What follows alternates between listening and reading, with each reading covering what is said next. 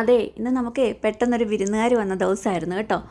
ഞാൻ ഷോപ്പിലിരിക്കുമ്പോഴാണ് രാജീവേട്ടൻ വിളിച്ചിട്ട് ഞങ്ങളിവിടെ എത്തിയെന്ന് പറയണത്. പിന്നെ ഞാൻ ഒന്നും നോക്കിയില്ല, വിട്ടുപോന്നു. പോരണ വഴിക്കേ ഒരു ചിക്കനും വാങ്ങിയിട്ടായിരുന്നു കേട്ടോ വന്നേ. പിന്നെ വന്നു, അവരോട് കുറച്ച് നേരം വർത്താനമൊക്കെ പറഞ്ഞു.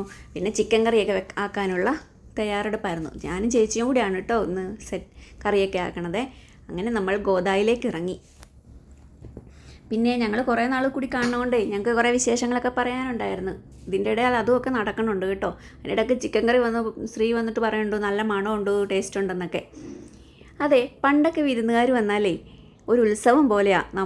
നമ്മുടെ എല്ലാ അടുത്തുള്ള വീട്ടുകാരും എല്ലാവരും കൂടി ഒരു കോഴീനെയൊക്കെ ഓടിച്ചിട്ട് പിടിച്ച് അതിനെ കറിയൊക്കെ വെച്ച്, അന്നൊക്കെ ഒരു വീട്ടിൽ ചിക്കൻ കറി വെച്ചാൽ അടുത്ത വീട്ടിലും എല്ലാം അന്ന് ചിക്കൻ കറി ആയിരിക്കും. നിങ്ങൾക്കും ഉണ്ടോ അങ്ങനത്തെ ഓർമ്മകളൊക്കെ? പിന്നെ അന്നും എനിക്ക് തോന്നിയിട്ടുള്ളത് അന്നൊക്കെ ആ ചിക്കൻ കറിക്കകത്തൊക്കെ ഒരു സ്നേഹം ഉണ്ടായിരുന്നു. ഇന്നിപ്പോൾ എന്തെന്നാ, ആരെങ്കിലും വന്നാൽ ഓടിച്ചെന്ന് കടയിൽ നിന്ന് വാങ്ങുന്നു, കറി വെക്കുന്നു, കഴിക്കുന്നു. ഇന്നൊന്നും ആ ഒരു സ്നേഹം നമുക്കത് ഫീൽ ചെയ്യണില്ല. ശരിയല്ലേ? അങ്ങനെ എല്ലാം പെട്ടെന്ന് പണിയൊക്കെ കഴിഞ്ഞു. ഞങ്ങൾ ഊണ് കഴിക്കാനുള്ള തയ്യാറെടുപ്പാണ് കേട്ടോ. അപ്പോഴാണേ ഒരു കാര്യം ഓർത്തത്. വേറൊന്നുമല്ല, നമ്മുടെ ഞെട്ടില്ല വട്ടയില്ല പപ്പടം വിട്ടൊരു സംഭവം ഇല്ലല്ലോ.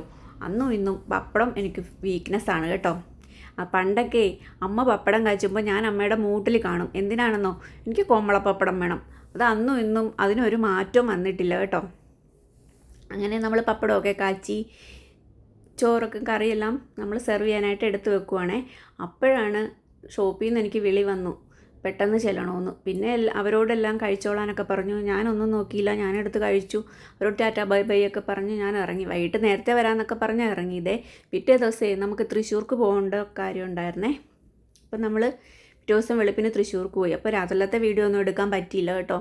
പിന്നെ പിറ്റേ ദിവസം വൈകിട്ടായപ്പോൾ അവർ പോകാനിറങ്ങി. ഇത്തവണ അവരെ വലിയ വണ്ടിയിൽ വന്നതുകൊണ്ടേ ജാൻസി ചേച്ചിയുടെ വീട്ടിലാണ് കേട്ടോ വണ്ടി ഇട്ടിരുന്നേ. പിന്നെ അവിടുന്ന് വണ്ടിയൊക്കെ എടുത്തു ഒരു ടാറ്റയൊക്കെ പറഞ്ഞ് ഇനി അടുത്ത വടക്കുവീർത്ത് പാട്ടിന് വരാമെന്നൊക്കെ പറഞ്ഞിട്ടാണ് പോകുന്നത്. അപ്പോൾ ഇത്രേ ഉള്ളൂ. Tata bye bye, okay, see U.